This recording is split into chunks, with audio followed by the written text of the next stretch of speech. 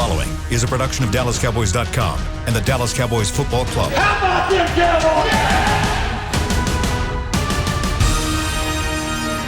This is the Players Lounge, broadcasting live from Dallas Cowboys World Headquarters at the Star. Now your hosts, Barry Church, Danny McCray, and Newy Scruggs. All right, it's Friday. It's that time. Players Lounge. All right, we are still self-quarantining, so we're doing the show from our respective casas. Barry Church has decided that he's going to come back and grace us with his presence. Welcome back. I did it last week, but Barry was out hanging out, trying to play Karl Malone all up in the woods. So tell me what all you shot. What did you shoot, and what did you catch fishing? So let us know, man. Fishing wise, I didn't catch a thing, man. I had a couple bites, man. I gotta get that wrist movement back to where it was. As far as shooting golf, man, I actually played terrible, man. I think I shot the 2 days I was there. I shot a 97 and a 94, I think it was. So it was more about just hanging out. I was terrible on the course, but it was a great time to just relax. And now I'm back on the best podcast in America. So let's get it cracking. All right, Danny McCray, Barry Church, former Dallas Cowboys defensive backs.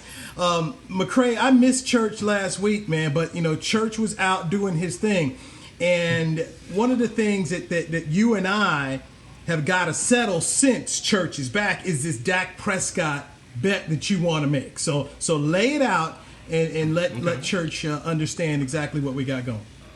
Look, okay, so Church, we've been going back and forth about July 15th. Is Dak going to get a long-term deal? He's going to play on a franchise tag. I believe he's playing on a franchise tag. Newy says he's going to get his 4-year deal before July 15th, before the deadline. And since he's going to lose twice, he's going to have to go eat. He's going to pay for the food, but it's going to be at a place of his choosing this time. Okay, but is it like fast food choosing, or does it have to be a restaurant? First of all, Newy knows. Listen, it's gonna be a real restaurant. Sit down. It's not no Waffle House. None of that stuff. It's a real place. Okay. I didn't even order a drink. I didn't even order a drink last time on Newy. So this time it's gonna be different. Can we change the rules in terms of a restaurant since we're dealing with COVID-19 right now? Can we change it? No.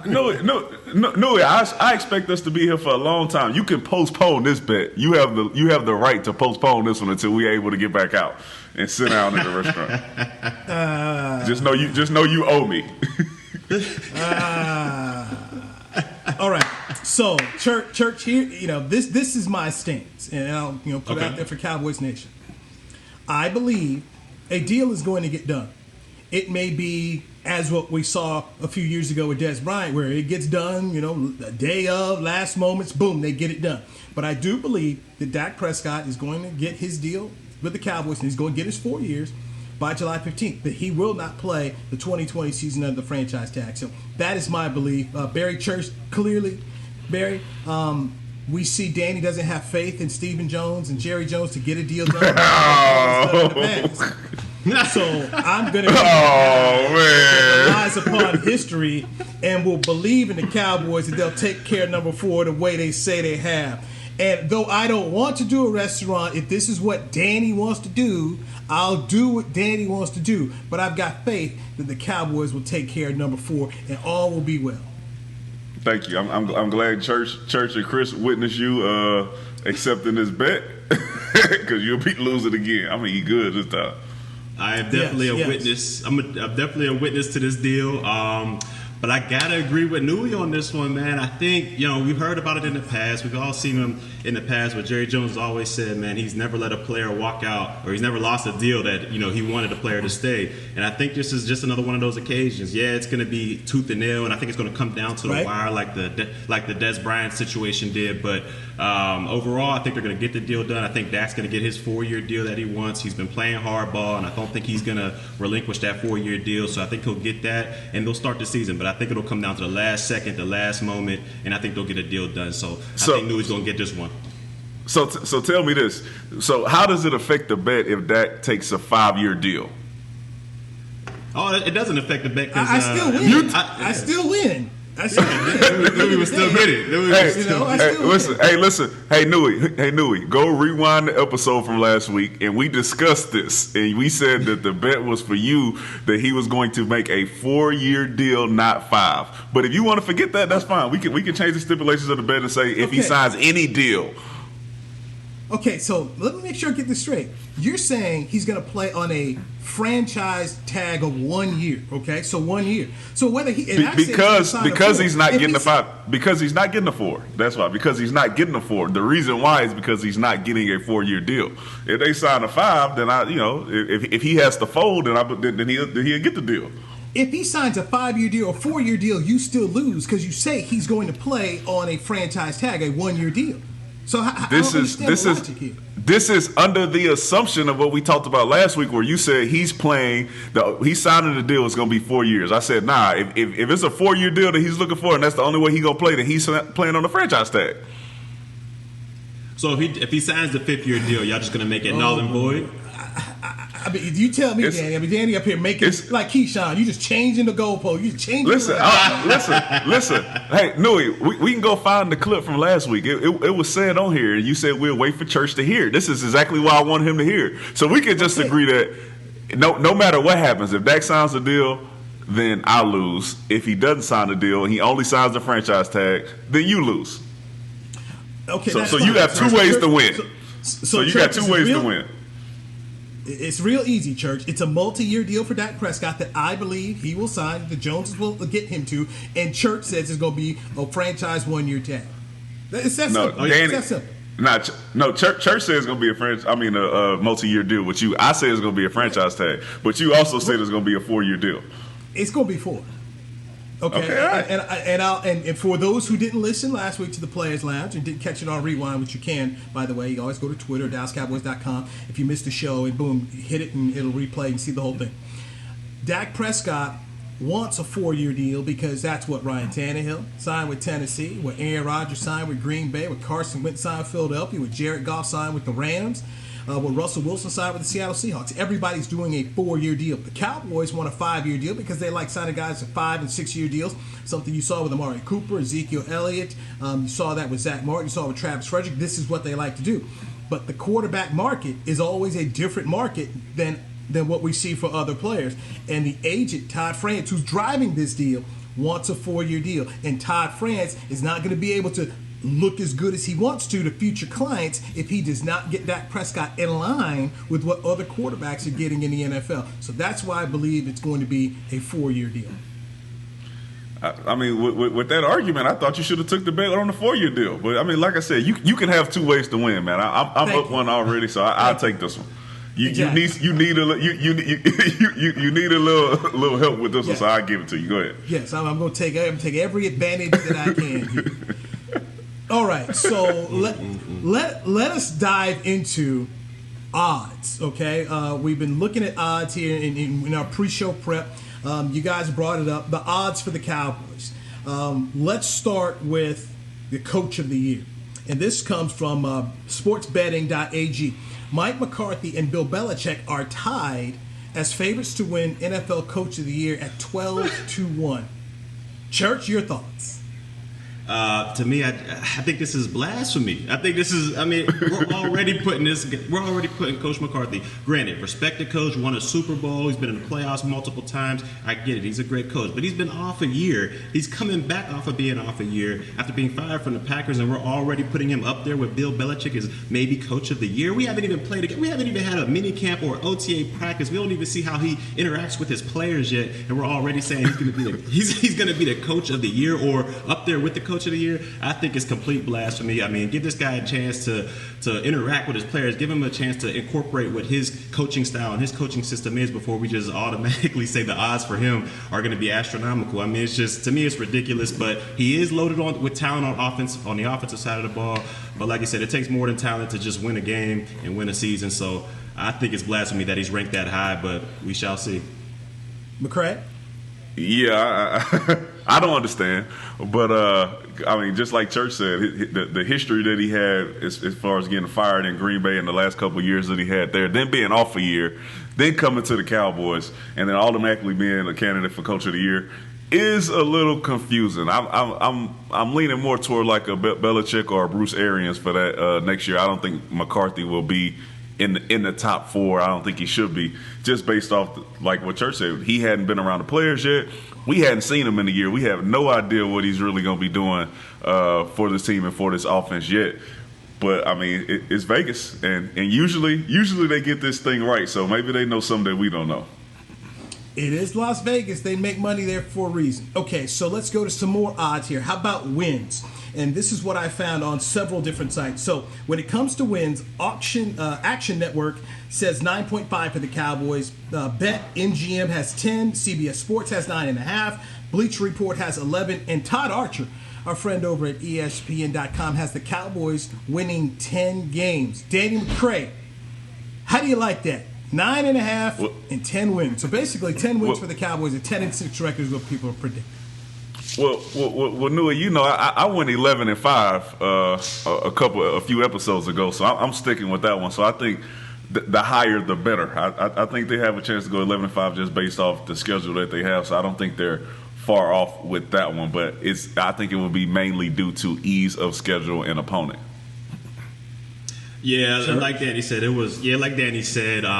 think a couple episodes back I had either a 9-7 or a 10-6 record. So I think Vegas is kind of on par with I'm going with this Cowboys team. But just to reiterate the last little subject we talked about, if he is at 9-7 or 10-6, I don't think that has any doing for him being coach of the year. But we'll see what happens when it comes to that opportunity. But I don't think a 9-7 record or maybe even a 10-6 record, I'm not sure, will win this NFC East. So I think they're going to have to bump it up to what McCray said, 11 wins, if they're going to want to be a playoff team and coach of the year and all that good stuff. But I'm going with 9-7 or 10-6. Now, Danny, you did say 11-5. 11-5 and winning the NFC East will definitely put Mike McCarthy in the conversation. And if this team does what we think they can do, which is score 30 a game and have a better defense. If you've got a better defense and you're creating more sacks and you're getting some interceptions, and as I said, they're scoring 30-plus points a game, that's going to put him in the conversation, because what do we know? And you guys get this because you played for the Cowboys. You're going to be on TV a lot. And people will talk about the Cowboys from last year's team underachieving under Jason Garrett to fulfilling potential that they have under Mike McCarthy. Those are the things that help spur you towards Coach of the Year. People look at what happened last year and how did you make it better this year. But I kind of think that's a setback for McCarthy, because we all expect, just like everyone else around the league, for the offense, if you can put any type of coach in there with the weapons that they have, that it should be a top-notch offense. Like, I don't think that it will be something that they would say this is something creative that Mike McCarthy did with a bunch of guys that didn't have much talent or no names. These guys are proven guys and Pro Bowl caliber guys who will be playing for him on offense. So I don't think it'll be such a big deal for him to score 30 points a game. In my mind, and a lot of other people's mind, he should be able to put up those type of points this season. Now, Danny, I'm glad you went there. And Barry, jump in on this. So when we spoke about 3 weeks ago right here on the Players Lounge on DallasCowboys.com, I spoke real highly about Mike McCarthy, and then Blogging the Boys ended up writing a post based off our conversation and saying that, hey, look, Mike McCarthy wasn't real good his last runs in Green Bay and had issues with him. So here's a guy who lost his job, and then what was used against Mike McCarthy for some people last year. They said, hey, look how much better they are without him. So if he comes in here and ends up, in some ways reviving what he used to be able to do, I think that may score him some points. Church? Yeah, I think that'll score him some points. You made a lot of valid points there. The Cowboys, I think they have 5 national televised games as far as like primetime games this year. So he'll be on the spotlight a lot. And like you said, if he's able to, get 10 wins and the offense looks good, defense is playing a lot better than last year, I can give him the points of being, coach of the year, up there for the coach of the year. But we've seen this happen time and time again with the Dallas Cowboys, with the offseason having these lofty expectations. Oh, we got this guy, this offense is going to be explosive, this defense is going to be shut down. And I think those expectations hurt Coach Garrett in the past. I mean, with all these lofty, we're going to be playoffs, we're going to be Super Bowl champs. in those expectations, we didn't fulfill those. I mean, Coach Garrett, he never had like a terrible losing season, but he didn't fulfill those expectations. So it made it seem like the coaching job he was doing was subpar. But I think those lofty expectations might hurt Mike McCarthy in the end. But like I always say, we got to see what happens on the field first.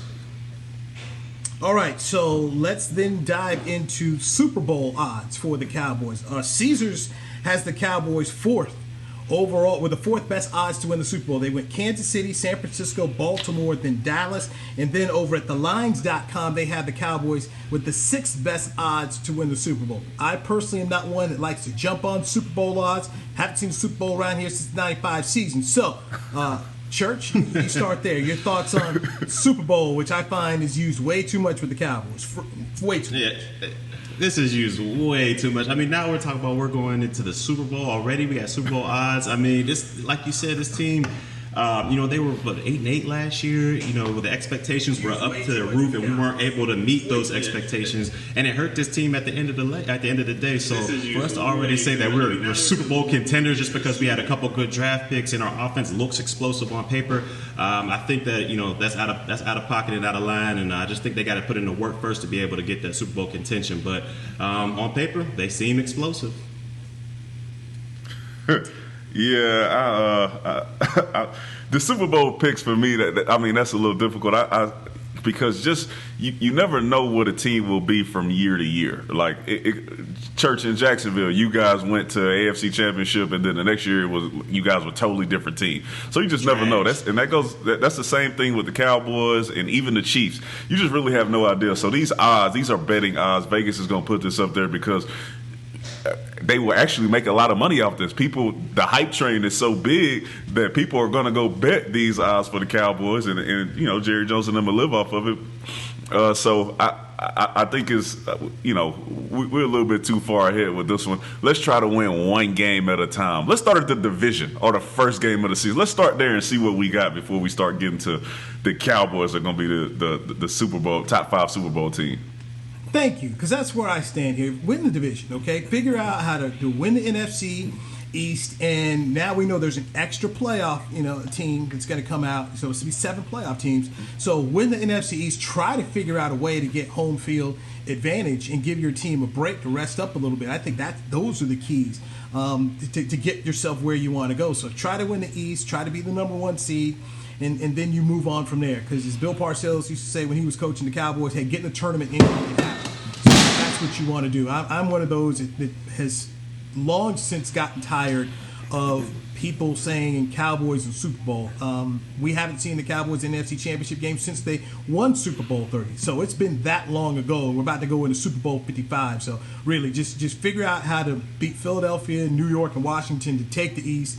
Try to get yourself, because I think it's going to take you 12 to 13 wins to try and lock up the number 1 spot. We know San Francisco is a team that's heavily favored, and people like them. Seattle's going to be tough.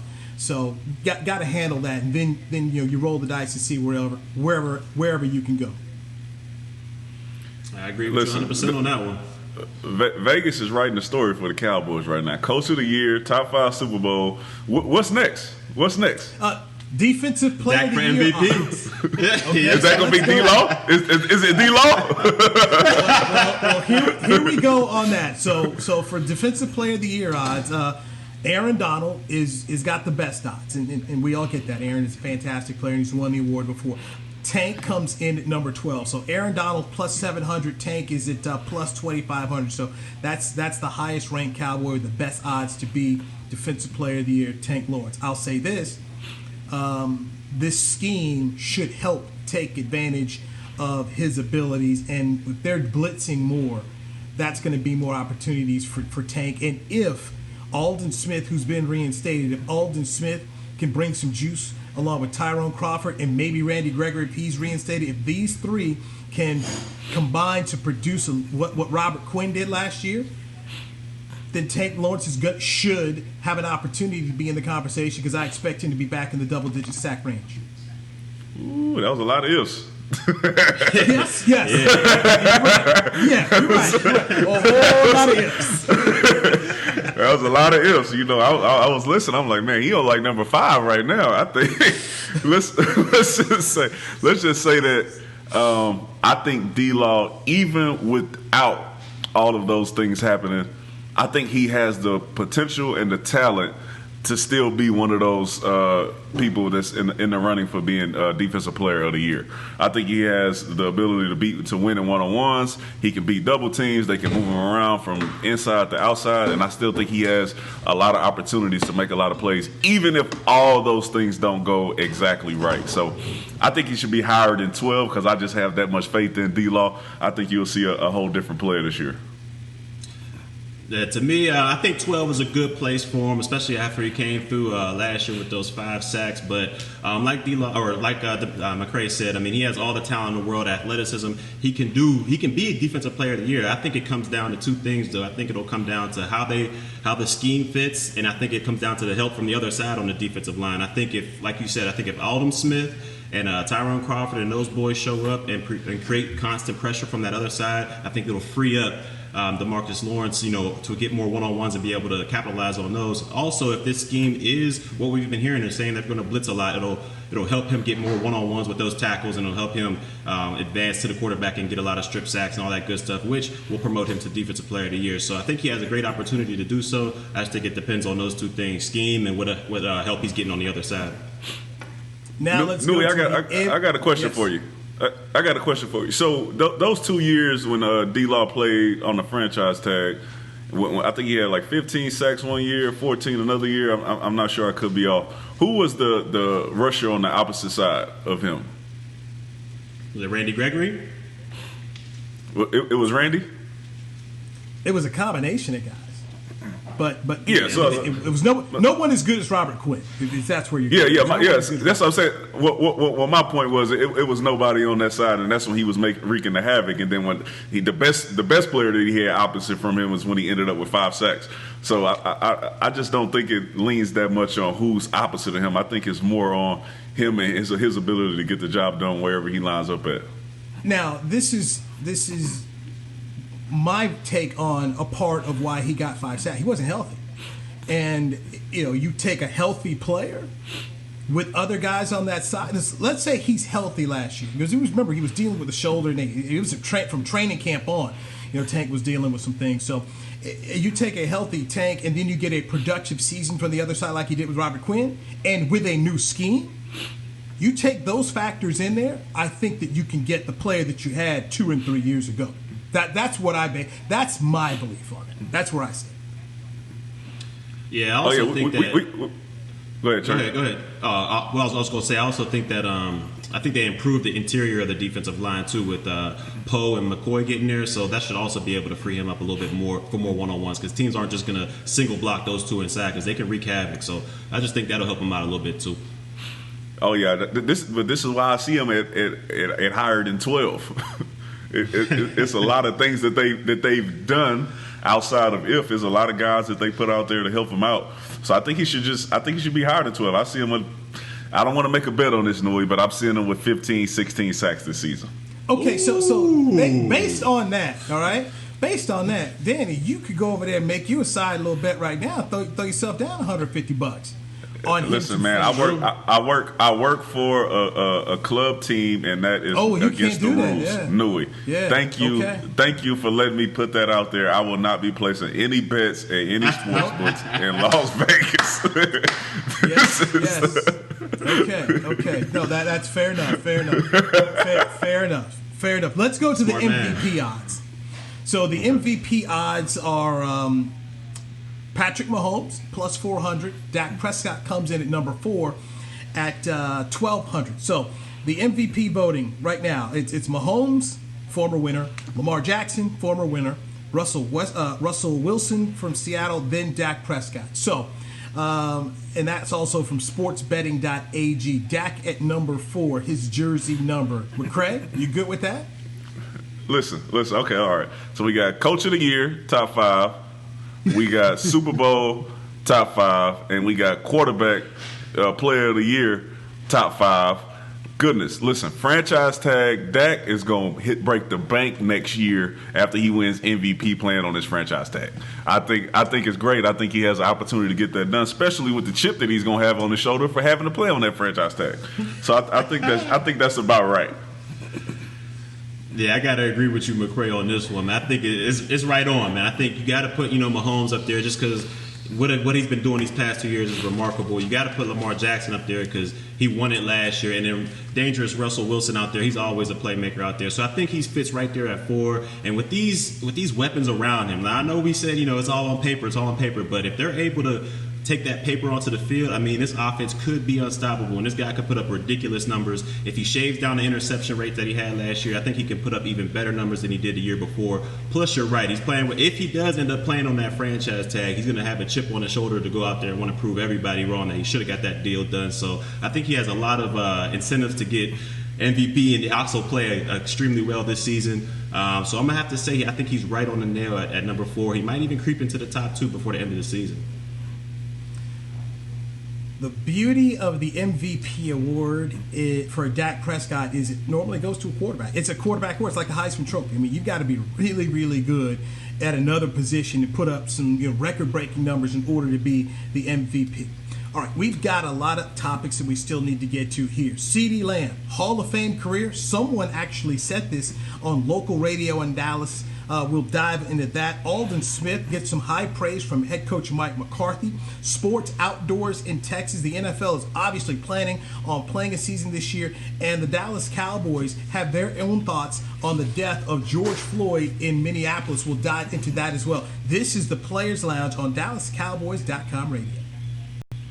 I'm Jay Novacek, former tight end for the Dallas Cowboys. Back in the day, I was the guy who always got the tough yards, and that's why I run with John Deere today. In fact, I have a John Deere 3025E tractor that can handle any yard work I need to do, even the tough yards way out back. So if you have 1 acre or 1,000, John Deere has the equipment that's just right for you. Visit a John Deere dealer today and run with us. We are the official tractor provider of your Dallas Cowboys. Essilor is a proud sponsor of the Dallas Cowboys, helping fans see more and do more with our best vision solutions. Our lens technologies reveal a world more beautiful than you can imagine. For a limited time, get the Essilor Next Gen offer. When you buy the latest generation of Transitions lenses with select Essilor lenses, you can choose a second pair of clear lenses for free with qualifying frame purchases. Restrictions apply. Find a participating eye care professional by visiting EssilorUSA.com. Essilor. See more, do more.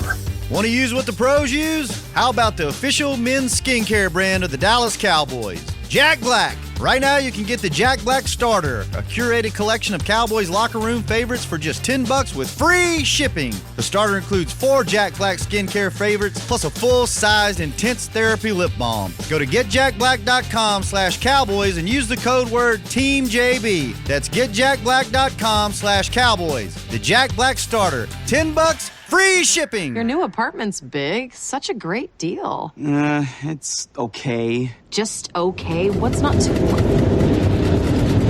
Right above the subway!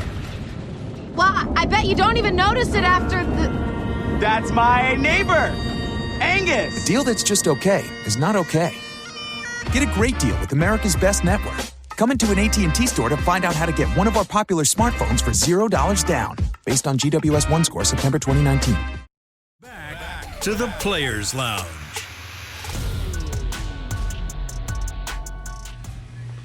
All right, every Friday at 11, Barry Church, former Cowboys defensive back. Danny McCray, former Dallas Cowboys defensive back. Me, Newy Scruggs, longtime Cowboys reporter. We do this show, and we have fun doing it. We do it a little bit different than the other podcasts here at DallasCowboys.com. We're a little bit more free-flowing.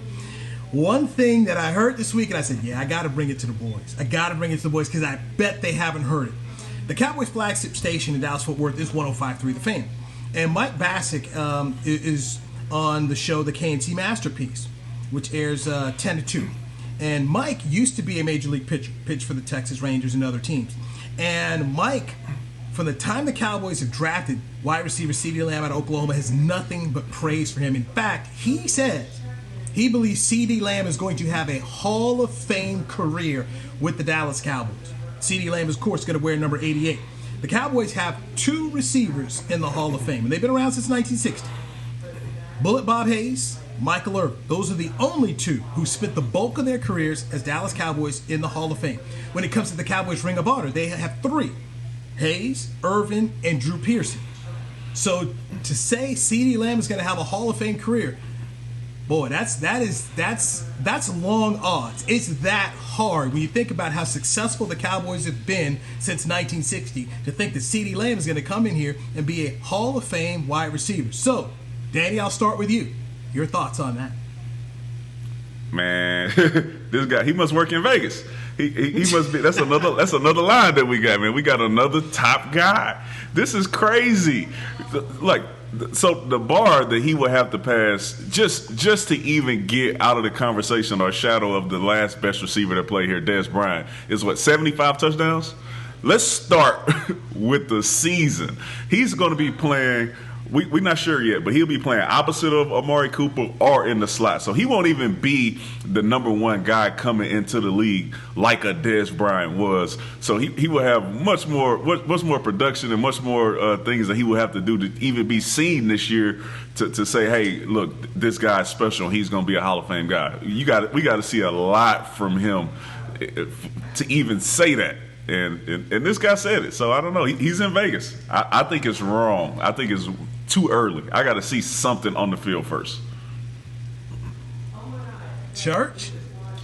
Yeah, D-Mac, you're 100% correct on this one. I mean, like we said, we have yet to see this man even take a snap in OTAs, minicamp, anything. And everybody looks good in shorts. We've all seen that. Yes, this guy is super explosive. He returns kicks. He's dynamic. He can play in a slot. He can play outside, he can play anywhere on the field, but we've yet to see this guy play in the NFL, and we're already saying he has the potential. He could be a Hall of Fame caliber player. I mean, this just putting lofty expectations on this kid already. Granted, he's a first-round pick, and he's going to have expectations, but to say he's going to be a Hall of Famer, putting that pressure on him already, when he comes in, I think he'll be the third receiver behind Gallup and behind Amari Cooper. So like you said, it's going to be hard for him to get, a great amount of targets in his rookie year. Now saying, rookies, they can come in this league and start out slow and still have a Hall of Fame career later on in their career. So I'm not saying, he has to be this brilliant guy in his rookie year just to make it to the Hall of Fame. But I don't think we should put that crazy pressure on a guy who's coming in. He has to wear the 88 jersey already. Now we're saying he's going to be a Hall of Famer and he's going to surpass Dez Bryant and all these other people. I just think it's blasphemy, but I wouldn't put that pressure on that young man like that. Is Dez Bryant a Hall of Famer? No. As of right, no. I say he's a Ring of Honor. So you both not Ring of Honor. You both in 2010 saw how Dez looked like a man amongst boys when he got out there and started playing in his first year as a Dallas Cowboy, right? And so when you see something like that, I think you could say, all right, this guy might be a Hall of Famer. But that is the bar for what CeeDee Lamb will have to do to be mentioned as a Hall of Famer, just being in his first year in the NFL, in my eyes. When I start thinking about Hall of Fame careers and just what it takes to get yourself into the conversation, for instance, I think we can all look at Tyron Smith and Zach Martin and say these are guys who will be in the conversation. They recently had the NFL All-Decade team, and both guys were on there. You've got to have some All-Pro selections, and that's what Tyron and Zach have. And you've got to have multiple Pro Bowls, and you got to be on an All-Decade team pretty much. I mean, you pretty much have to be on an All-Decade team, first or second team. So what we're asking CeeDee Lamb to do, at least I should say what Mike Vasek is talking about, when you put that kind of expectations on him, you need 10 years of outstanding play at your position. And on top of that, you need health. And that's an underrated thing when you're talking about playing in the National Football League or basically any sport. And you guys did it because you played at that level. Staying healthy for 10 years, that's hard. But that's kind of what you got to do and where you got to go when you're talking about trying to get up to that level in order to get yourself into a Hall of Fame conversation.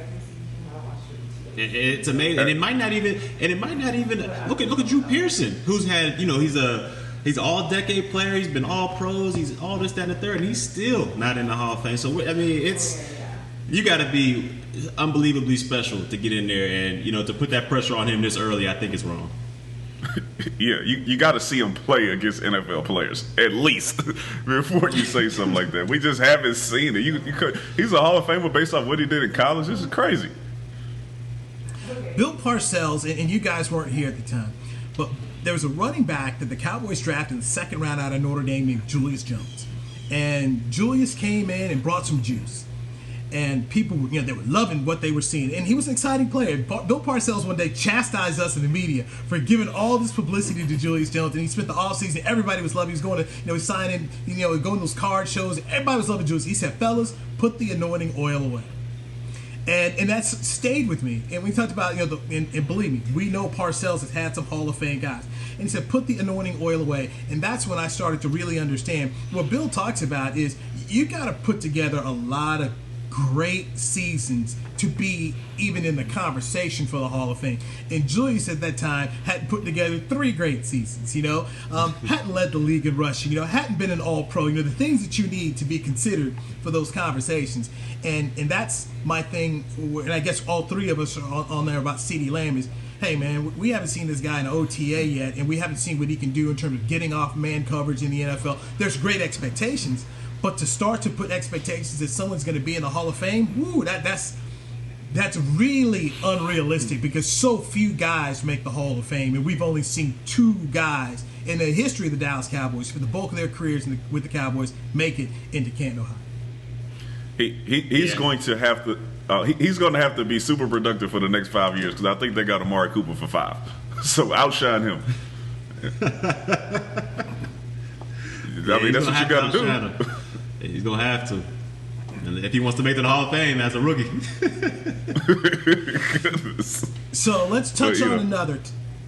Let's touch on another topic here. And Danny, you brought this up in the pre-show prep. And Governor Greg Abbott of Texas has said that fans can start attending outdoor sporting events in Texas, 25% capacity.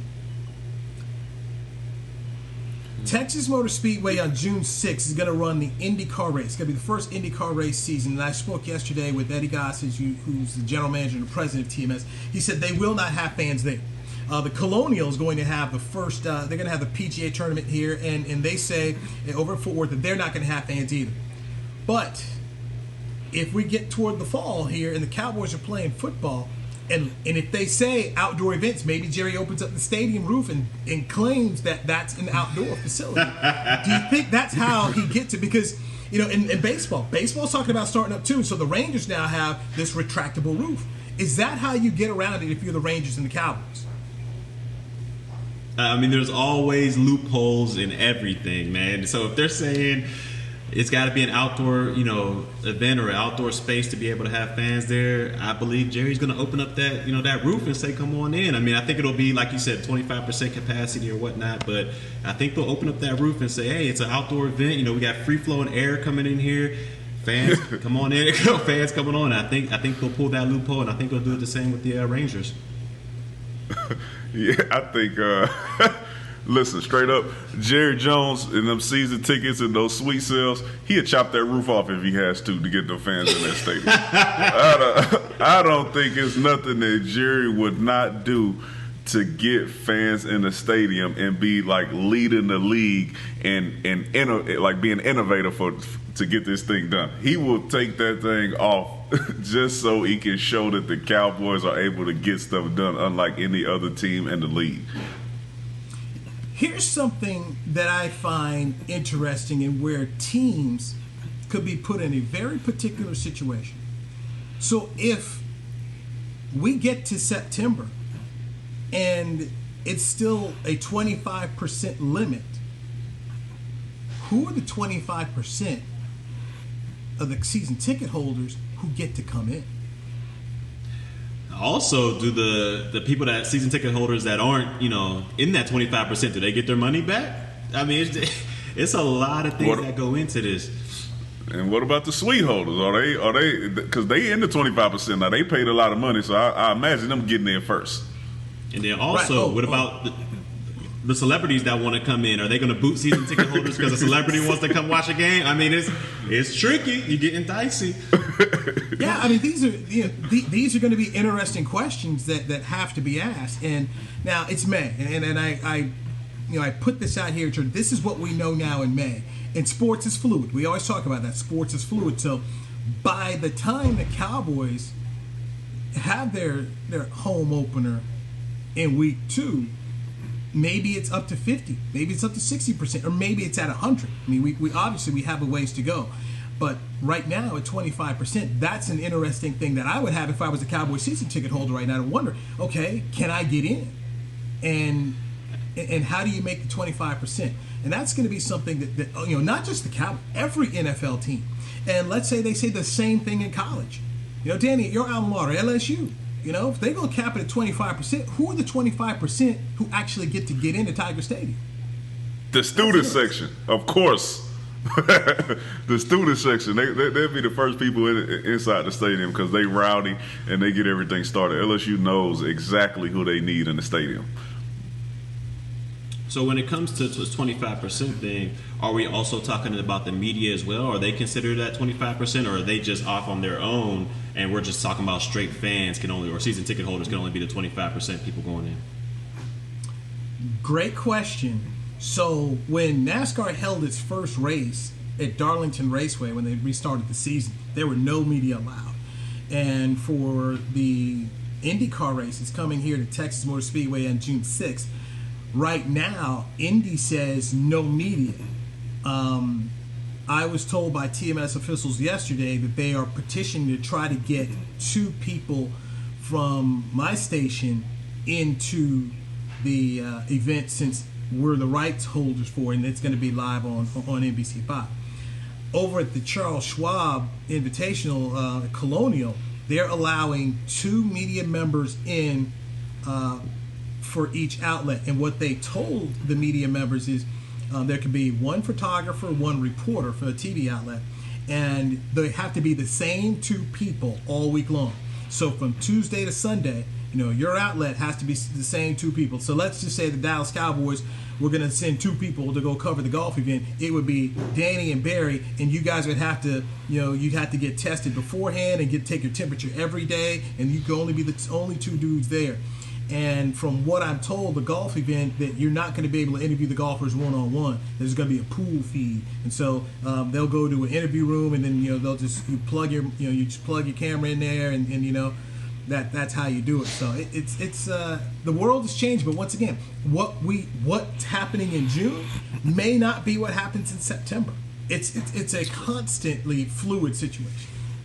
That is true, and I just, to me, having sports at all, even if there's no fans or anything like that, is better than watching the cornhole championships or something, or something like that. So for me, I'd rather just have sports, even if there is no fans. I just rather have sports there in general. So hopefully they can figure out something, 25% or no fans at all. Hopefully they can figure out something. But I will say, with no fans at golf and NASCAR events like that, I think you can get away with it. But I think it's going to be pretty difficult for the player standpoint in a football game. It's going to be like practice out there. It's just going to be all you're going to hear is pads clapping. So it's going to be hard to be motivated on the football field, at least for myself. I think so.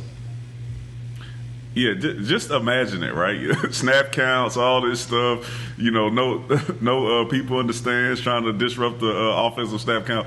It'll be a whole different game without fans for football. Much different than some of those other sports that are starting up pretty soon. So I think we all want to see it, and hopefully we can get it done safely, because without sports, I'm definitely tired of watching NBA 2K League on SportsCenter.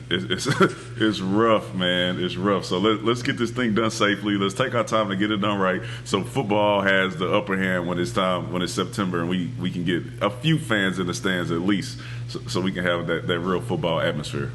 I mean, just think about it. Go ahead, Newy. No, go, Church, go. I was just saying, just for a defensive perspective with no fans in there. I mean, just think about the quarterback's making a couple checks, and you're in the secondary. He makes 1 or 2 checks, and he does that again and again. You're gonna, I hear what he's saying. He's about to do this right. I mean, I just feel like it'd be an advantage for the defensive side of the ball. So, hey, I mean, you got your pros and your cons. That's gonna be strange, man. You could hear people talking trash and making all these noises. It's gonna be funny. The beauty for NFL Commissioner Roger Goodell is that other leagues are going to be in action, so he can take notes and move from there. The NHL this week announced that they're going to have a 2014 playoff format, and that they're going to choose 2 hubs. So an Eastern Conference city and a Western Conference city, and all the teams are going to go there, and they will go ahead and play out those play out those series there. And so that's, to me, the beauty is we'll see exactly how they decide to go with it. Do they allow some fans in here? Do they not allow fans? And then the NBA is getting closer to getting back as well. And I believe baseball, once they can figure out their issues between the players and owners concerning salary, I think they'll be back in action. So by the time September gets here, I believe there'll be enough case studies out there where the NFL can say, we liked a little bit of this that we saw in hockey. We don't like that we saw in baseball. We love this, what we saw in the NBA. We like what we saw in golf. And they'll be able to take all that and put it together and find something that works out very well for the National Football League's players and its fans. So I think the NFL's sitting in a really good spot. Yeah, the NFL is in a prime position, like you said. I mean, they didn't have to cut their season in half, or they didn't get to cancel their season midway through it. Like you said, they have all the case studies ahead of them from the NHL, from PGA, from the NBA, from soccer overseas, so they can take bits and pieces from each one of those scenarios and see what they like for their football situation going forward. So I'm agreeing with you, Newy. I think the NFL is in prime position.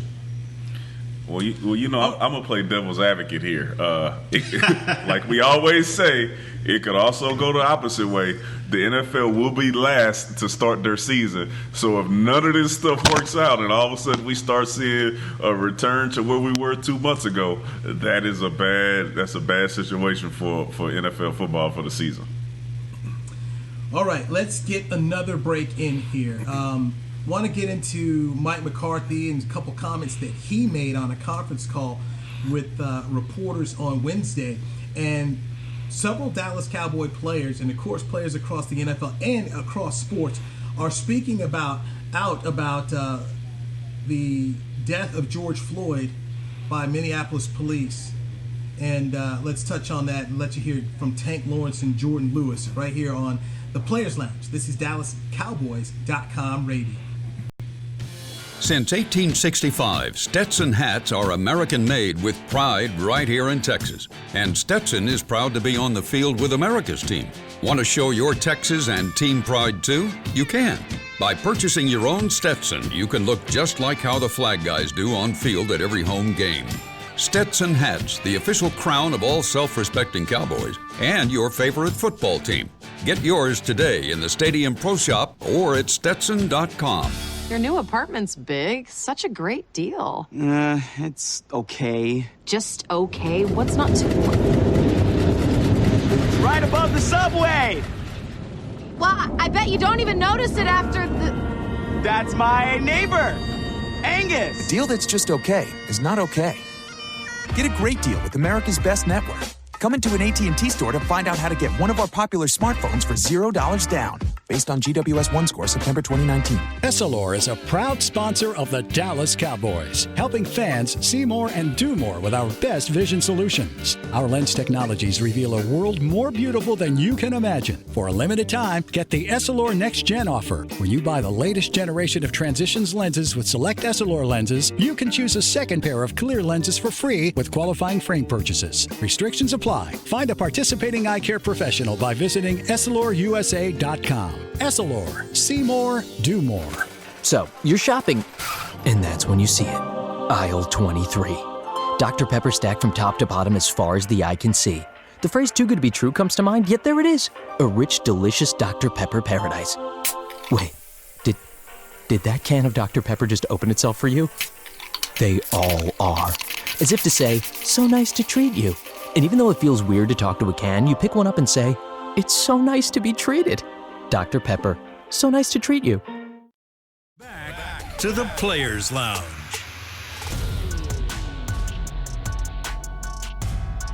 Friday Players Lounge right here on DallasCowboys.com radio. I'm Newy Scruggs, joined by Barry Church and Danny McCray, former Dallas Cowboys defensive backs.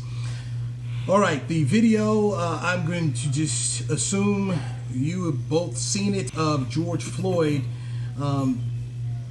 and his altercation with Minneapolis police and having the police officer on George Floyd's neck, and he ended up passing away. Saw an interview on the Today Show, Craig Melvin of the Today Show interviewing Steven Jackson, former NBA player, won a championship with the Spurs. He talked about George Floyd, his friend, and we're seeing people take to Twitter and Facebook and Instagram, social media, athletes speaking out about it. Jordan Lewis of the Cowboys went on Twitter and said, would you like to be treated like a black person in America? Answer that question. Don't need any explanations. Then Tank Lawrence put out a tweet, says, done being quiet and done being angry. How can we feel safe when those meant to protect us are killing us? When will minorities be free to be Americans in America? Those are from two Cowboys players. Carson Wentz of the Philadelphia Eagles has spoken out about this. Zach Ertz of the Eagles has spoken out about this.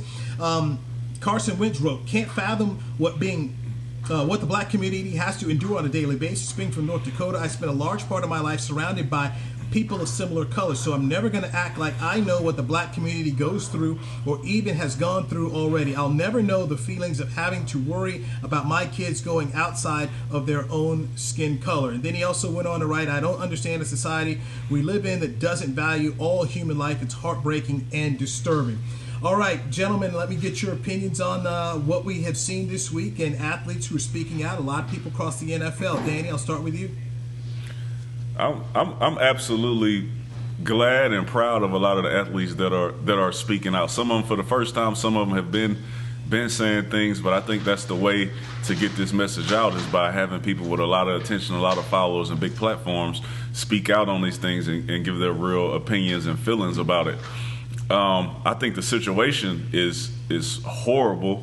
The video is hard to watch, and you know, as always in this country, when things like that happens, you start see I start to see more outrage on people that are rioting than they had outrage on the actual death itself. So I think that the plight of the African American it needs to be heard, and we just got to do something to fix this. I'm not sure how we get it done, but we got to put our heads together and figure something out, because before COVID happened, we had the guy jogging right after lockdown was over. Now we have this one. This is absurd.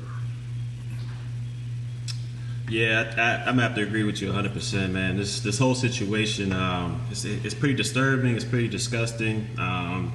I just, it's hard to kind of put in words how you feel about the situation, but just hoping that the message is getting through. I mean, this is the first time with these type of cases that I've seen not only African Americans that are, high in public standing, but, also, Caucasians, white people, all races are basically speaking up against this injustice. So hopefully, the message is getting through that this is something that needs to change in America. I mean, looking at that situation, like you said, the video is extremely hard to watch. The man kneeling on his neck, impeding his ability to breathe, and he let the officer know multiple times that, hey, I can't breathe. This is hurting me. And he still just kind of, and it was just so the way he did it so casually. He got his hands in his pockets, like he was just, it was a bad look and a bad situation. And it's not just that officer as well. I mean, I believe there was 3 other officers around the situation who just let it happen. They were just sitting there just looking at it, just like they didn't speak up at all. And I think you're just as wrong as the guy doing it if you're not willing to speak up and protect those who can't protect themselves. I mean, the guy was on the ground face down with his hands cuffed behind his back, and the officer was just so casually, kneeling on his neck. So hopefully the message gets across that this is something that we need as a country to address, because it's hurting the African American community, and I just don't think it's right. And hopefully, with all these other races and ethnicities speaking up, the message will finally get clear. But this was an extremely disturbing and disgusting behavior that we've seen from these cops in Minneapolis. What it brings back is the reason why Colin Kaepernick, who first sat during the national anthem, and then once he had a conversation with former military member Nate Boyer, decided that he would take a knee. As Colin Kaepernick was saying, I am protesting the injustice of what we're seeing in the United States of America, where you see people who are black being killed. And it brought that whole thing. NFL owners made a settlement with Colin Kaepernick. I know they wanted it to go away, but this is the very thing where people come back and say, all right, this is why Colin Kaepernick and other NFL players took a knee. They took a knee. They took a knee and protested peacefully. So many people said that's not the right forum. You should not bring this into sports. Now you have this, and there are a whole lot of people who circle back and say, you know what? Colin Kaepernick was right. NFL players were right. How does this get fixed? I do not know. But the very sense of, hey, guess what? The whole stick to sports thing, you haven't heard a whole lot of people telling Steve Kerr, Tom Brady, Carson Wentz, Zach Ertz, Tank Moore, a whole lot of people haven't been able to say, hey, just stick to sports. This is what's going on in our society. It was raised by Colin Kaepernick. Some people tried to act like it wasn't a big deal. And what do we keep seeing here? We keep seeing the very thing that Colin Kaepernick spoke about becoming true more and more again. Yeah, and just to go back, right? So we saw, I think John Bones Jones said that, and he's the UFC fighter, he would never, ever want to be in a position like that. That is the worst position you could be in, and said that the officer had his knee on his throat just enough to give him enough air so it would take him 6 to 9 minutes to suffocate, which is the worst thing he could ever imagine in life. We've also been through the lady walking in a guy's house and shooting him in the wrong house. We've been through serving a warrant at the wrong house and just shooting through windows. It's a lot of stuff going on, and it just makes you wonder, like what's next? What's next? What do we have to do to get this done? And just like Newy and a lot of other people, I'm confused on how to get there. I'm with you as well, but the one thing that I will say is,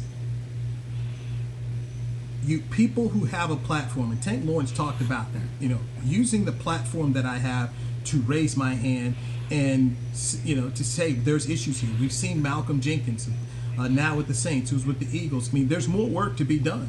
And what's happened in Minnesota is heartbreaking.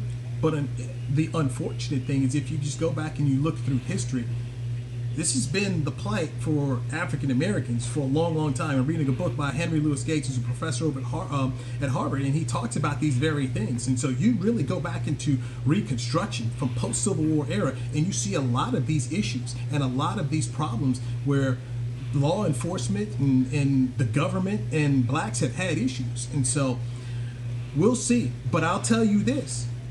I will not criticize any of the athletes who decide to use their platform to try and raise their hand and say things must change, because it's clear they must change.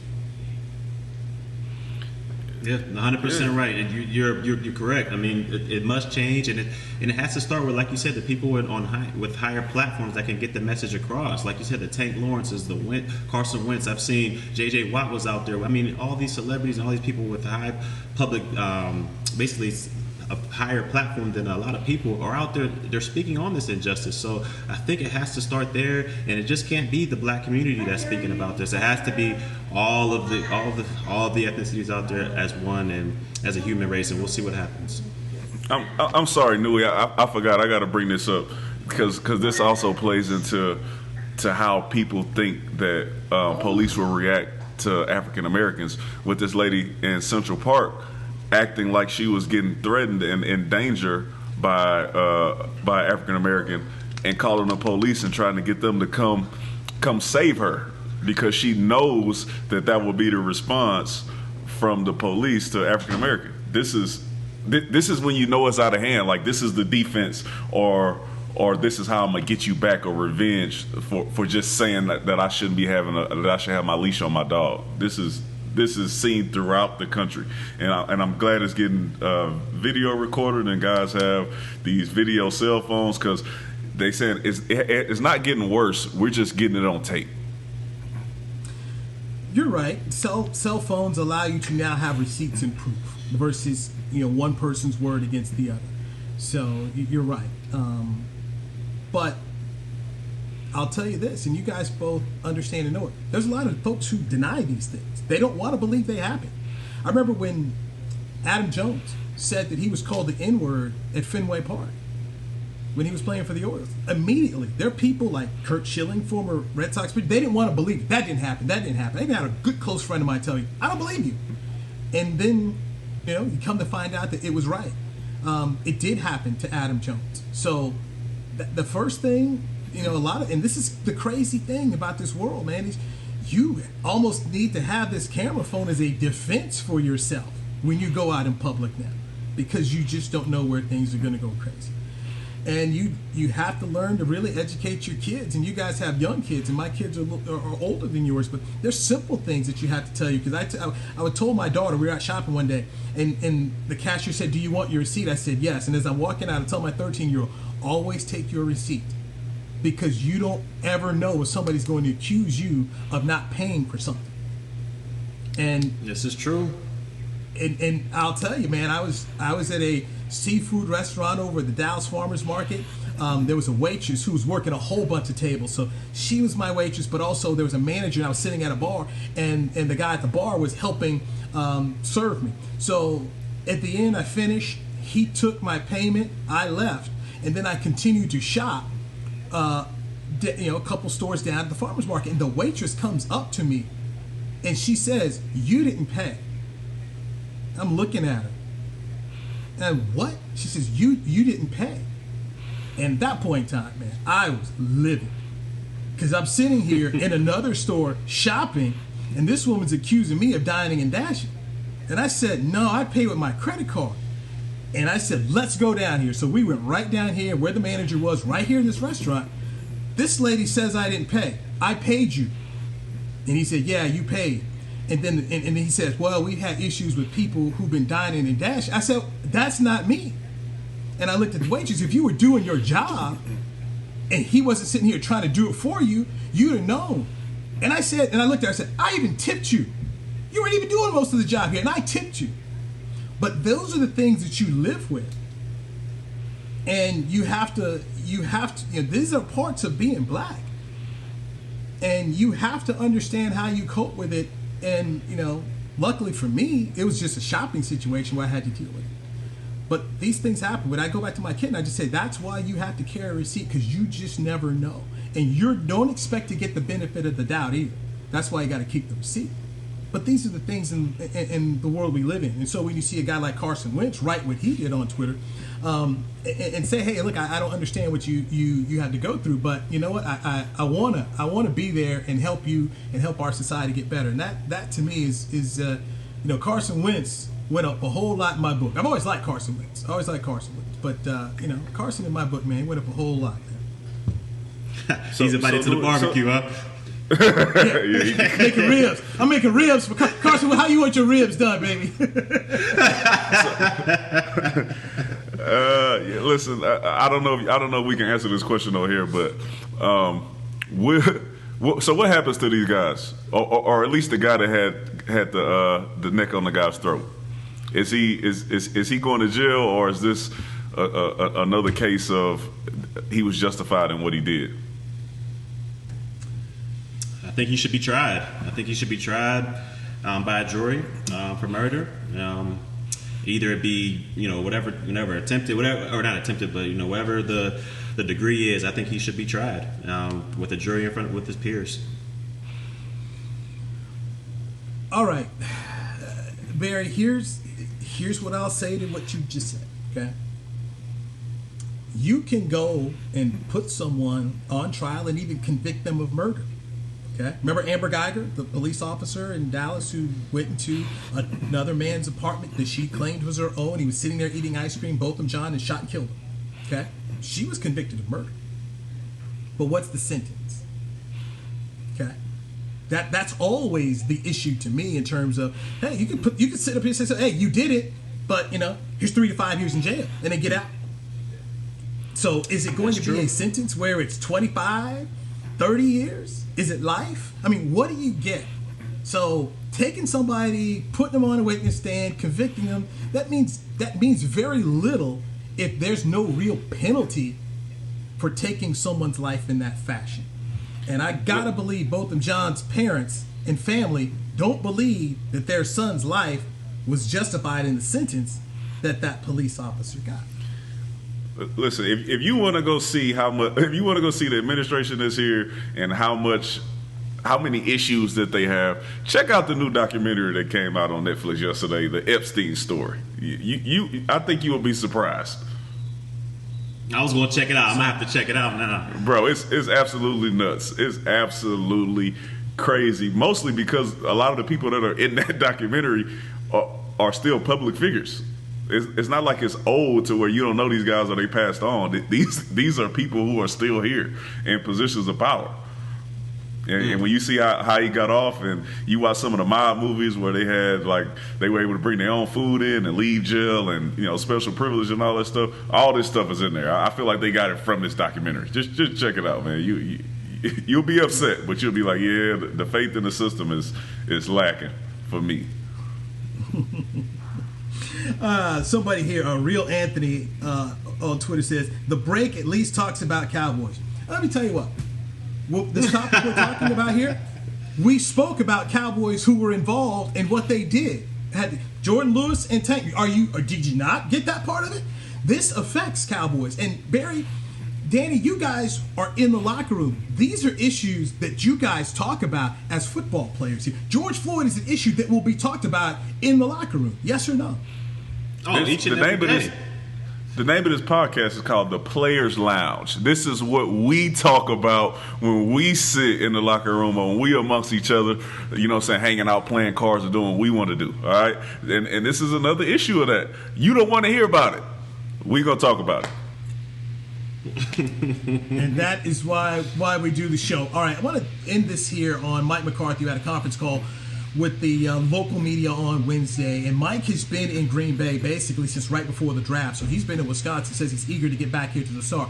But he spoke about Aldon Smith and his meeting with Aldon Smith, and he just was excited that Aldon was reinstated by the NFL, and he believes that he could have an impact for the Cowboys. And when asked, hey, he's been off for a number of years, what do you expect? And he said, I've never dealt with a player in that situation, but he has faith in the guy and the journey he's been on. So Danny, I know you've been skeptical about what Aldon Smith can bring you. The fact that the head coach has a belief in the player, does that ease any concerns for you at all?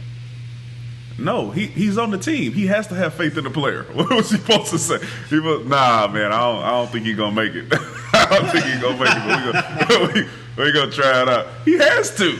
Now, he's hoping, believe me, his fingers are crossed. And he's praying like, hey, man, I hope this dude, doesn't make us look bad. And actually, he makes us look like we made a great decision and we know more than everybody else. But, yeah, I mean, that's what he's going to say. He has to. He has to show that he has faith in his players. That's a player's coach. That's what you're supposed to do. Yeah, you're right on that one. He got to do that. He has to support his players. I mean, he is the coach. Now, if you're asking me, I don't think there's no way in hell he's going to come out here and produce, double-digit sacks and do all this stuff. You haven't played the game in 4 years, and the last time you had a highly productive season was 2012. So we're talking about 8 years ago. I just don't see it happening. But hey, he could prove me wrong. We'll see. Josh Gordon. He's 30 years old, and apparently, according to what Coach McCarthy is saying, he looks great and he's attacked the workouts. Now, obviously, those workouts are not football workouts, but he was impressed with what he'd seen from Aldon Smith in San Francisco, and from a mental standpoint, which is really the most important thing you have when you're trying to do something like this. From a mental standpoint, he does believe that Aldon Smith is in the place he needs to be in order to come back and take advantage of this opportunity. And clearly the Cowboys are taking a chance. And Dan, you talked about the ifs I rolled out before in terms of player of the year for Tank Lawrence on the defensive side. There's a lot of ifs here. There's a lot of ifs. But I haven't had a chance to talk to McCarthy. Talk to Aldon Smith. McCarthy has. And for a guy that, in the little bit I've been around with Mike, he doesn't throw out many bouquets. He's kind of guarded with his words, but he has an excitement about Aldon Smith, and that to me I think is pretty good, because how many times have we seen coaches through the years get a player and they're kind of like, okay, we'll see. I remember draft night when Jerry took Randy Gregory, and how Jason Garrett's tone changed from talking about first-round pick Byron Jones, he's the right kind of guy, and then having to talk about Randy Gregory. It was a total different deal there. It was a total he was right. He was right. He was correct. He was correct in his thoughts. Right. So that's why I say I at least can feel good about that aspect. All right, the coach has a player that he wants and thinks can do something here. And of course, we can talk all day long. It's got to be about action, what he does. But hopefully he takes advantage, because one thing we know, they'll pay you to rush the passer in this league. Despite your transgressions in the past, and what you've done. If you can get to the quarterback, NFL owners will write you a check. And Aldon Smith has an opportunity at 30 years old on a 1-year deal to cash in and do something for him. So hopefully he takes advantage of it. All right, that is the Players Lounge for Friday. Danny McCray, former Dallas Cowboys defensive back. Barry Church, former Dallas Cowboys defensive back. Appreciate you guys joining me. I'm Newy Scruggs, longtime Cowboys reporter. And we will do it again next Friday right here on DallasCowboys.com radio. This has been a production of DallasCowboys.com and the Dallas Cowboys Football Club. How about this?